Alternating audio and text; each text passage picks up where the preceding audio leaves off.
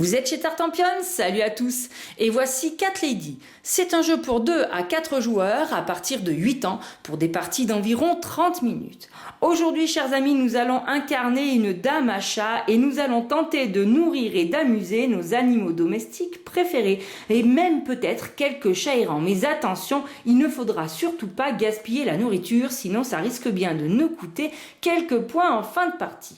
Moi, j'ai fait une installation ici à 2 joueurs, c'est-à-dire que j'ai pris un certain nombre de cartes de base. Si vous jouez à 3 joueurs, eh bien vous rajouterez les cartes que moi j'ai mis de côté qui ont un petit 3 en haut à droite, et si vous jouez à 4 joueurs, eh bien vous rajouterez les 3 plus les 4 qui sont ici pour l'instant mises de côté.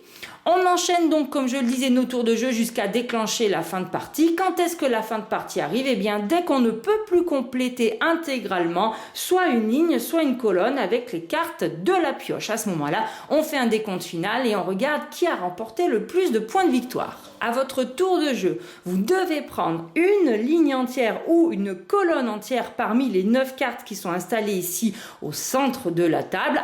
Attention, vous ne pouvez pas prendre celle qui se trouve en face du jeton chat, et le jeton chat justement va tourner. Donc vous prenez la ligne de votre choix, donc admettons moi je prends ces 3 cartes là, je fais mes actions en fonction des cartes que je récolte, ensuite je déplace le chat à l'endroit de la ligne que je viens de prendre, elle sera donc la prochaine ligne inatteignable et je remplace immédiatement intégralement les 3 cartes que je viens de récupérer. Et maintenant c'est au tour du joueur suivant. Le joueur suivant se retrouve bloqué, il ne peut pas prendre cette ligne-là, il peut donc choisir celle-ci ou bien alors une des 3 colonnes et lui aussi à son tour déplacera le jeton chat et ainsi de suite. On fonctionne comme ça de tour en tour. Alors qu'est-ce qui se passe en fonction des cartes que l'on récolte? Qu'est-ce qu'on gagne? Alors déjà vous avez les cartes qui représentent de la nourriture, on a du thon, du poulet ou du lait. Il existe également parfois des doubles nourritures, comme par exemple ici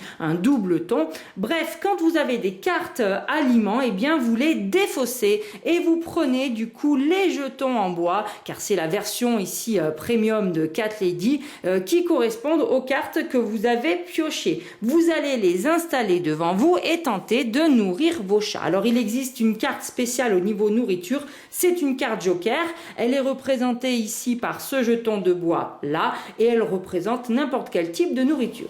Si vous récoltez une de ces cartes spéciales, eh bien vous les gardez tout simplement dans votre main jusqu'à la fin de la partie, sauf si pour certaines vous les utilisez avant. Vous n'avez pas de limite par rapport au nombre de cartes que vous pouvez avoir en main. Alors si on regarde d'un petit peu plus près, on va commencer avec ces cartes violettes qui sont quand même très mignonnes et vous en avez 5 différentes. C'est tout simplement les jouets que vous allez pouvoir offrir à vos chats. En fin de partie, elles vous rapporteront des points de victoire par série de jouets différents et vous voyez c'est marqué ici. Si à la fin de la partie vous avez un seul jouet, ben vous aurez 1 point. Si vous en avez 2 différents, vous aurez 3 points et vous voyez ainsi de suite. Donc si jamais vous faites une série complète des 5 différents que vous voyez ici, eh bien ça vous rapportera 12 points. Vous pouvez parfaitement attaquer plusieurs séries de jouets. Par exemple, j'ai une série de 3 et j'ai à nouveau ce jouet tout seul, ça fait une série de 1, ça me fera ici 5 points plus 1 point. Les cartes costumes, alors même si les chatons font un petit peu la tête lorsqu'on essaye de les déguiser, eh bien nous, elles vont nous intéresser. En fin de partie, après avoir révélé leurs cartes, on va comparer le nombre de costumes que vous avez chacun dans vos mains. Celui qui en a le plus, eh bien remportera 6 points de victoire. Et puis si un joueur n'a aucune carte dans sa main, il perdra 2 points de victoire. Pendant la partie, vous allez certainement ramasser devant vous des chats au centre de la table et les installer. Il va falloir en fin de partie les nourrir et ils vous rapporteront ici, comme c'est marqué, certains points de victoire si vous avez de quoi leur donner à manger. Mais la carte spéciale herbe à chat risque de modifier un petit peu la donne. Si en fin de partie vous n'en avez qu'une dans vos mains, eh bien malheureusement ça vous fera perdre 2 points de victoire. En revanche, si vous en avez 2 ou 3, vous pourrez rajouter 1 point de victoire par chat posé devant vous et nourri. Ou alors, si vous en avez carrément 4 herbes à chat dans vos mains, vous rajouterez 2 points de victoire par chat nourri. Ça peut valoir le coup, mais c'est difficile à récolter.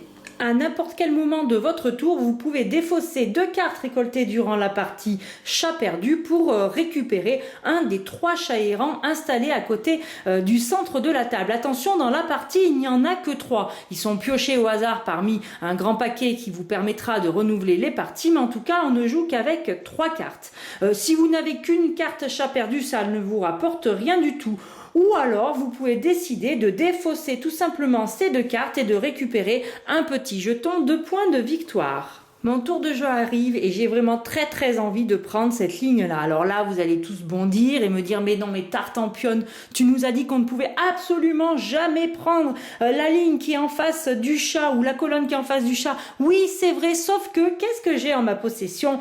Un super pulvérisateur. Eh bien, je vais pouvoir un petit peu effrayer mon chat. Je le fais fuir, je le décale où je veux, dans la colonne ou la ligne que je veux, pour pouvoir récupérer tranquillement ma petite rangée que je voulais. Je continue mon tour, je le replace là où j'ai pris ma rangée et je recomplète la ligne. Mais j'aurais pu parfaitement aussi décider de n'utiliser mon pulvérisateur qu'à la fin de mon tour. Admettons, j'ai terminé, j'ai complété ça, j'avais pris une autre colonne, j'avais fait autrement, mais je veux embêter le joueur suivant. Je ne veux surtout pas qu'il puisse récupérer 2 cartes chat perdu. À ce moment-là, je dépense mon pulvérisateur et je place le chat ici, comme ça le bloque, en espérant qu'il n'ait pas lui-même un pulvérisateur. La fin de partie est arrivée puisque mon adversaire est censé remplir cette colonne entièrement. Or, il ne reste que 2 cartes dans la pioche. On va donc pouvoir procéder au décompte final. Alors tout d'abord, on va regarder tous nos petits chats que l'on a devant nous et on va essayer de les nourrir au mieux en fonction de ce qu'ils demandent. Belle ici veut un poulet, alors je lui donne son poulet. Shadow veut un thon, je lui donne un thon. Sox veut 2 thons et un lait. Alors j'ai bien un thon et un lait, mais ça ne suffit pas. Je ne peux donc pas nourrir ce chat. Et j'ai récolté aussi un chat errant ici qui lui me demande 2 poulets. Je les ai, je peux donc le nourrir. On va maintenant regarder le joueur à qui il reste le plus de nourriture en trop. Comme il a fait un peu de gâchis, il perdra 2 points de victoire. Et puis on va prendre notre petit bloc et suivre tout simplement ligne par ligne les points à compter. On commence par compter les points pour les chats, je dirais normaux, c'est-à-dire ceux qui sont récoltés ici au centre de la table. Eh bien moi, si je les ai nourris, c'est le cas pour tout le monde, je vais avoir 1 point pour Belle et 1 point pour Shadow. J'aurais bien aimé avoir 6 points pour Sox, mais il n'est pas nourri, je ne les gagne pas.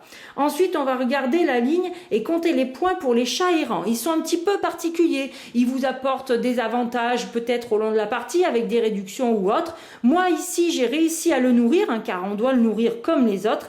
Et il va me rapporter 2 points de victoire pour chaque carte costume que j'ai en main. Donc, comme j'ai 2 cartes costume, eh bien, c'est un chat qui me rapportera 2 points de victoire. Voilà pourquoi il y a un petit astérix, car on ne connaît pas sa valeur avant la fin de la partie.